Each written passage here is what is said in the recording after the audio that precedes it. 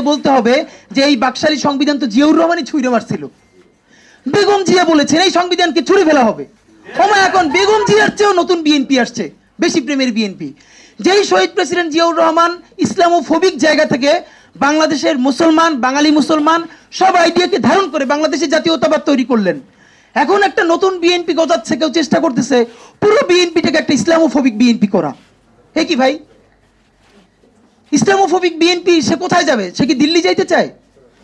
আমরা আমাদের প্রথম চ্যালেঞ্জ হলো স্বাধীনতা সার্বভৌমত্ব রক্ষার স্বার্থে এই বিএনপিকে শহীদ জিয়ার কাছেই রাখতে হবে, এই বিএনপিকে বেগম জিয়ার কাছেই রাখতে হবে। নাম্বার 2, আমাদের সামনের নির্বাচনের ম্যান্ডেট কি হবে এইটা সুস্পষ্ট। জুলাই সনদের ভিত্তিতে যদি নির্বাচন না হয়, এই নির্বাচন আপনারা চাইলে করেন, আমরা কেউ ভোট দিতে যাব না। নাম্বার 3, সেই নির্বাচনের পরে সংসদের ম্যান্ডেট কি হবে?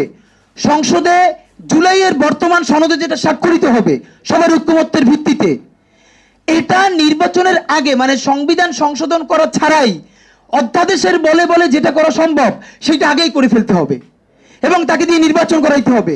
এবং আমাদের বিএনপির বন্ধুরা বলছেন 2 বছর সময় নিয়ে তারা সংসদে এইগুলো পাশ করাবেন। 2 বছর চলবে না, সর্বোচ্চ সময় 6 মাস। সংসদের প্রথম 6 মাসের মধ্যে জুলাই সনদের সমস্ত কথাগুলো সংবিধান ইনকর্পোরেট করতে হবে। যদি পারেন নতুন সংবিধান করতে হবে, নতুন সংবিধান করতে না পারলে এইটার মধ্যে ইনকর্পোরেট করতে হবে। এবং যে উচ্চ কক্ষের কথা আমরা বলেছি এটা বলে নেই, নিম্ন কক্ষে পিয়ারের পক্ষে আমরা না, বিভিন্ন কারণেই। এটার অনেক ভালো দিক আছে কিন্তু বর্তমানে প্র্যাকটিক্যাল কম।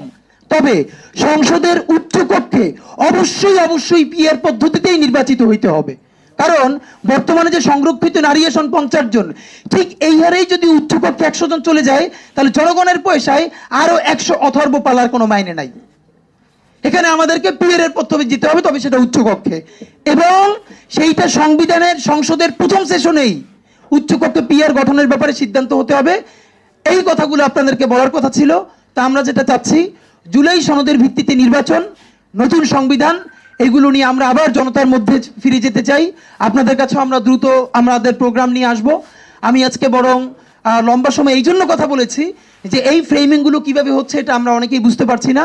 সুতরাং এখন একমাত্র আবার যেটা বলেছেন, ভাইয়েরাও বলেছেন, রাজনৈতিক ঐক্য গড়তে পারতে হবে। রাজনৈতিক বিভাজনের ফাঁকে একমাত্র সমস্ত সুবিধা নিবে ফ্যাসিবাদের শক্তি এবং আওয়ামী লীগ। আমরা আমাদের জীবন থাকতে বাংলাদেশের মাটিতে ভারতীয় আধিপত্যবাদ থেকে শুরু করে আর কোনো বিদেশি আধিপত্যবাদ, হাসিনা এবং ফ্যাসিবাদকে মেনে নিব না। এবং আমরা যদি শহীদ হয়ে যাই, আমাদের সন্তানেরা লড়বে, তার সন্তানেরা লড়বে। কিয়ামত পর্যন্ত বাংলাদেশ নামক জমিন যতদিন বেঁচে থাকবে ততদিন পর্যন্ত আজাদির সন্তানেরা লড়াই করবেই করবে। ইনকিলাব জিন্দাবাদ।